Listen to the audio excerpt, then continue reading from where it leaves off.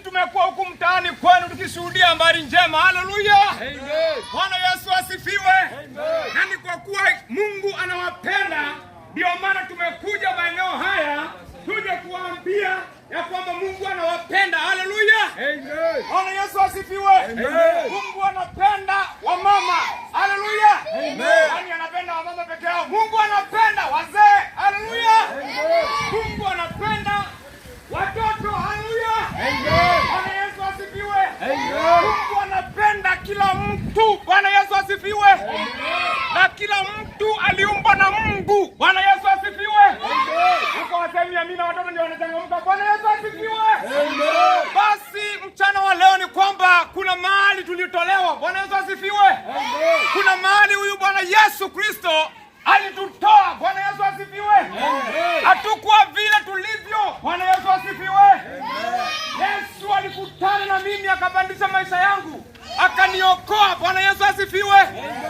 Mahali hapa tulioko kuna watu walitendewa. Bwana Yesu asifiwe. Na wewe pia unaweza ukabadilika. Haleluya.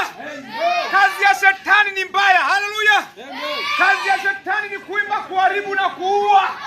Kazi ya Mungu ni kuokoa. Haleluya. Bwana Yesu asifiwe. Kwa hivyo watu wa maeneo haya Bwana Yesu anawapenda. Haleluya. Biblia inasema kwamba kila mahali Yesu alienda mema. Bwana Yesu asifiwe. Ya kwamba aliokoa, ya kwamba alikomboa, ya kwamba aliweka huru. Haleluya. Basi tuko mahali hapa tukiongea kwa ujasiri maana tuliwekwa huru. Bwana Yesu asifiwe.